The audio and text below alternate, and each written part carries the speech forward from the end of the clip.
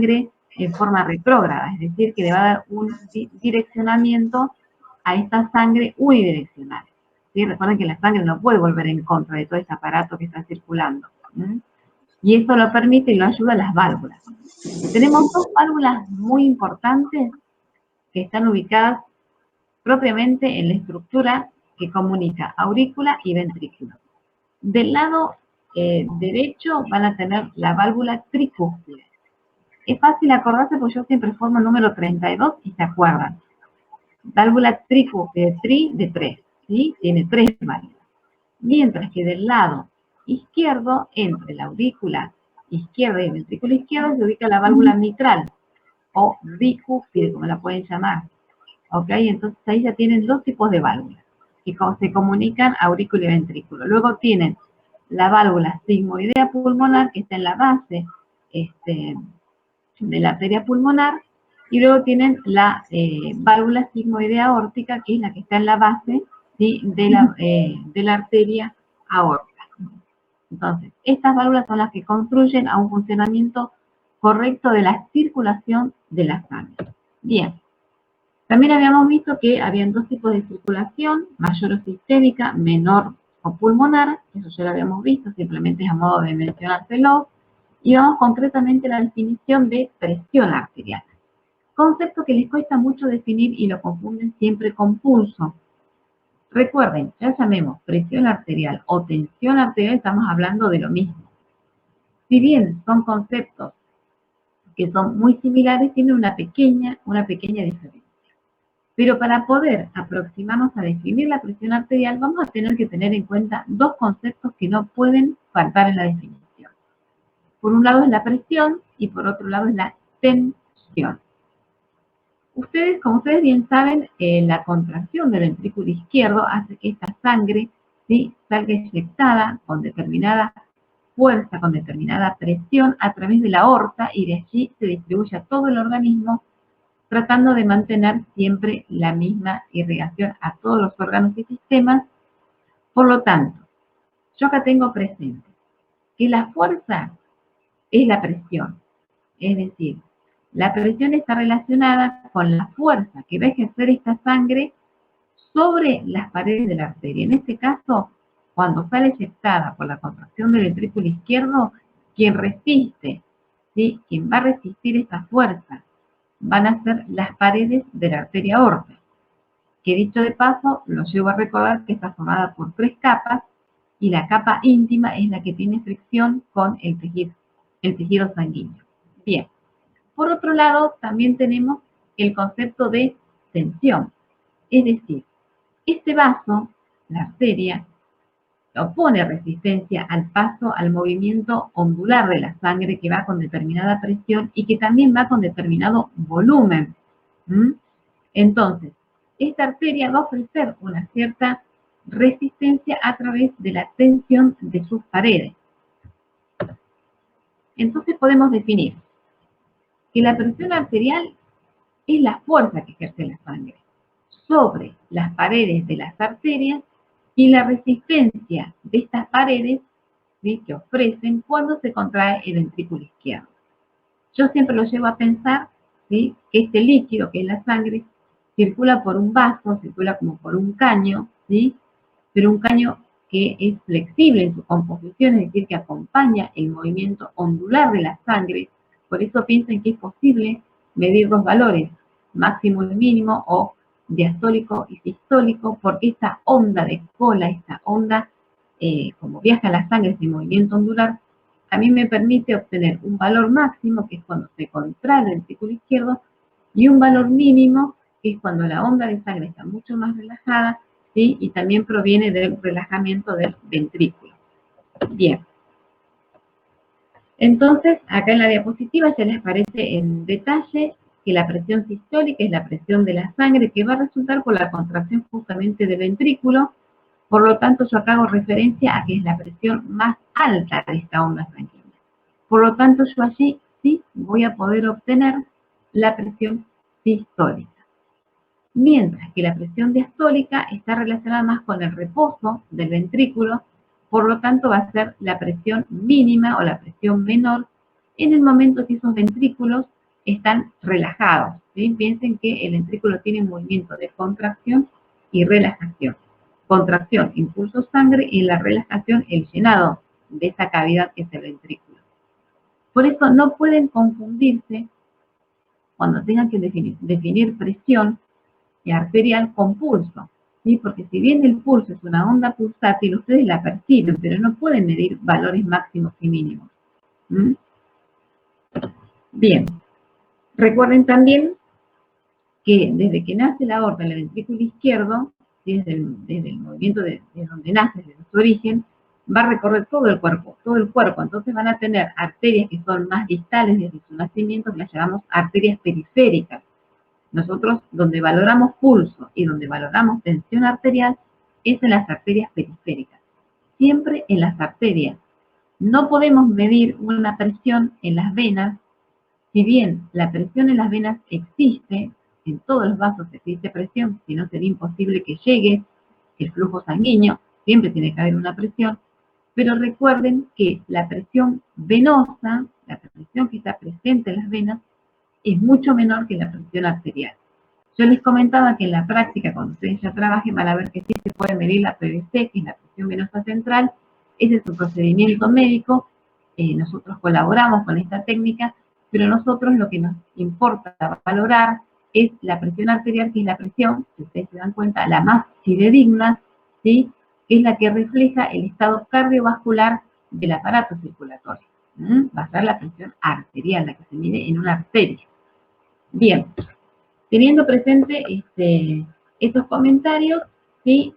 La regulación de la presión arterial, además de lo que comentó la profesora Lidia, que habló del gasto cardíaco, habló del volumen y habló de la resistencia periférica, ¿sí? Tengan en cuenta, si nos detenemos a analizar el vaso sanguíneo, el conducto, la arteria o las venas, en este caso vamos a analizar las arterias, tengan en cuenta que hay 3 variables, hay más, en la bibliografía por ahí se presenta más, pero son 3 las que yo trato de tener presente desde la cátedra. Una es el gradiente de presión, otra es el caudal o el flujo de sangre, y otra es la resistencia periférica, que ya un poquito hablamos. Pero igualmente me detengo en ella porque es muy importante tener en cuenta, ¿sí?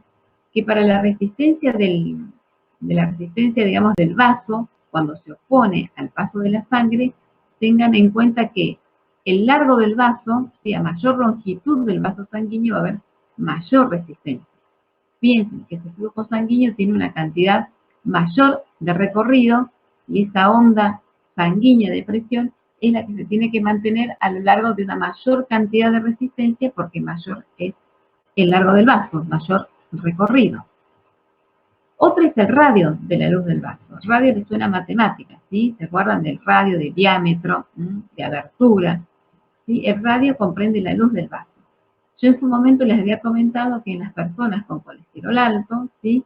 Ellas depositan placas de ateroma, placas de colesterol en el interior de la arteria, por lo tanto piensen que esa arteria no va a tener el mismo radio o diámetro cuando era sana, ¿sí? A cuando ahora está enferma y tiene depósitos de colesterol en su interior. Por lo tanto, ese vaso se achica, se disminuye, y al tener un vaso mucho más chico, obviamente que va a ofrecer mayor resistencia al paso de la sangre.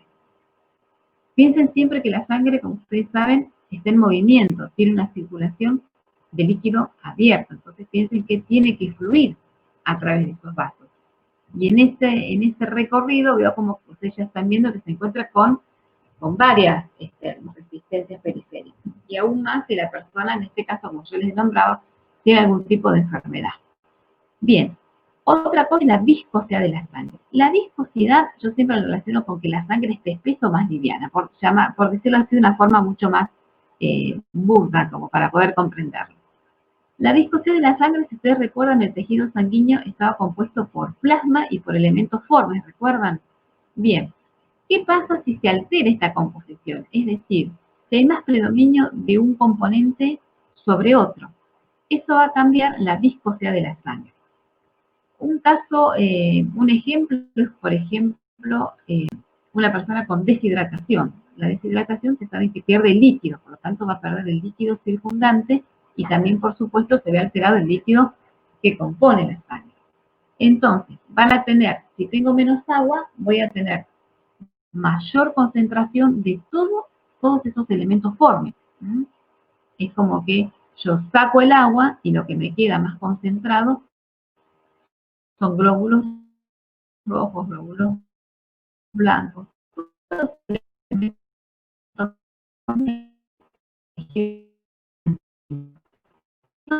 Que la sangre esté más concentrada y más viscosa. Y esto va a hacer también que tenga mayor resistencia al flujo de sangre.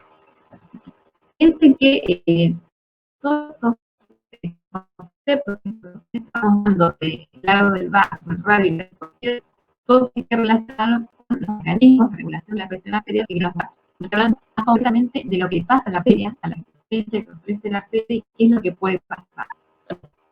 Bien. Otro tema importante son los valores. ¿Sí? Los valores que teníamos de 130 microsegundos, ya podemos hacer ahora la clasificación de biología y la tabla que tiene a la vista, que ya la subí yo en media básica también, habla de otras categorías. Toma presión arterial normal, 80 hasta una presión arterial normal limítrofe. Y este es el concepto nuevo. 139 o 89 milímetros de mercurio. Entonces, ¿cuál es el valor normal de la presión arterial o de la presión arterial? Comprende desde los 120-80 milímetros de mercurio hasta 139-89 milímetros. Ustedes dirán que es muy alto estos 139-89. Justamente por eso se denomina presión arterial limítrofe, porque yo primero, si valoro y obtengo estos valores, voy a tener que estar muy atento a los próximos controles, ¿sí? Porque ya me está avisando de que está muy cerca de una hipertensión nivel 1. Como verán en la clasificación de la tabla, la hipertensión arterial, 3 niveles, ¿sí? Es lo que tienen a la vista y después ustedes lo van a ver en el PowerPoint cuando lo subamos. No es nada difícil de entenderlo. Lo que sí me detengo un poquito en otro concepto que les damos, que es la hipertensión arterial aislada. Fíjense, al final del cuadro tienen hipertensión arterial aislada. Antes de entrar en este concepto, yo siempre les recuerdo que para el diagnóstico de hipertensión arterial no se hace con un solo valor de tensión arterial, pero por ahí ustedes lo confunden. Si ustedes valoran como enfermero un valor que les resulta alto, por ejemplo, 160-100.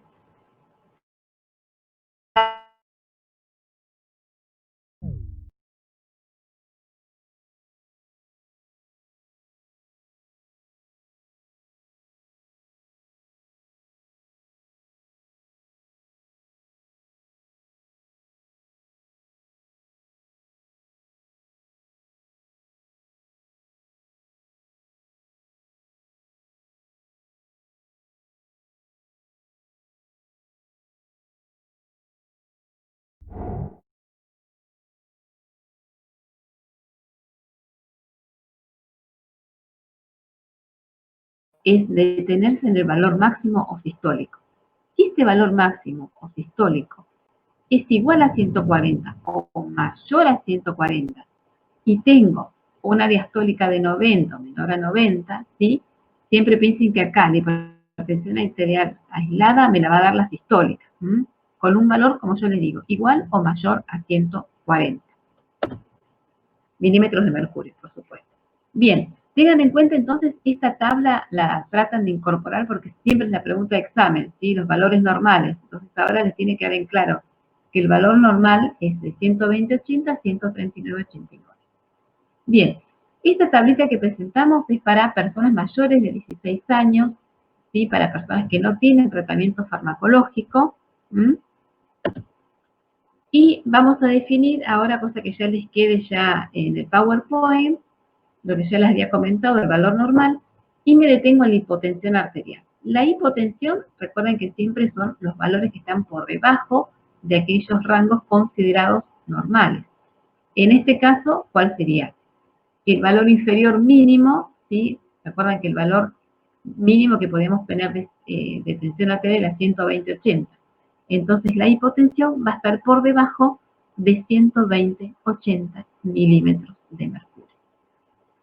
Siempre tengan presente igual cuando hacen la valoración de la tensión arterial, durante la entrevista es preguntarle a la persona si se toma la tensión arterial, si se toma la presión frecuentemente, qué valores maneja. Porque a veces ustedes saben que por cada organismo es distinto, no es que todos somos reglados con los 120/80. Esto se toma como parámetros para tener una idea del funcionamiento cardiovascular. Pero por ahí, si hacen la entrevista, muchas personas le van a decir, mira, yo siempre me tomo y siempre tengo, no sé, 110/80 y yo siempre estoy perfecto y estoy bien.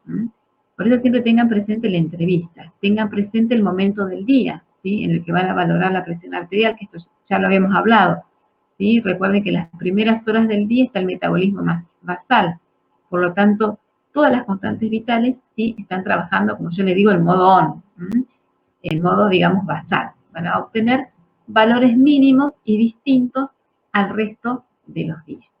Bien, entonces, vamos a salir de compartir pantalla.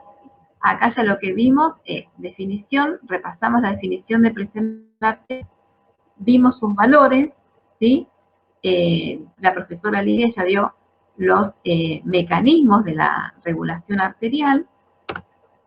A ver si puedo salir. Dio todos los mecanismos de la regulación arterial. No se preocupen, ¿sí? Traten de tenerlo en cuenta y de ir repasando, porque luego vamos a ir viendo aparato por aparato y vamos a ir analizando bien cada uno de ellos.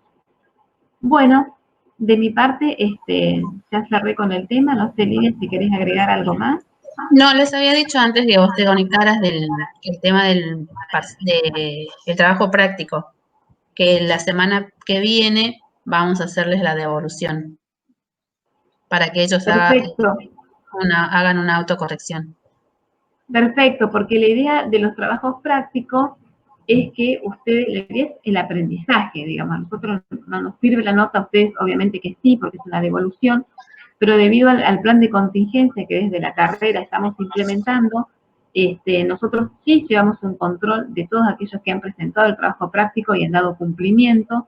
Estuvimos mirando varios de ellos y vemos que es necesario la devolución mediante una clase de CIPSE, que ustedes veo que la graban.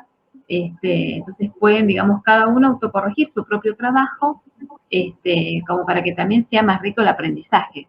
Así que bueno, la semana que viene vamos a hacer esta devolución, ¿sí?